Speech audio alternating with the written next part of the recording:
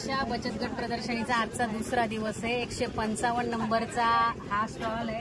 नारी शक्ती स्वयंसहायता महिला बचत गट मुंबईचा हा बचत गट आहे आणि या बचत गटाच्या महिला या ठिकाणी बट्टी आणि वरण त्यांनी बनवलेलं आहे। मस्त झणझणीत वरण आहे, एकदम छान झणझणीत वरण या ठिकाणी आहे आणि तिकडे बट्ट्या तळल्या जात आहेत। इकडे भरीत आहे झणझणीत,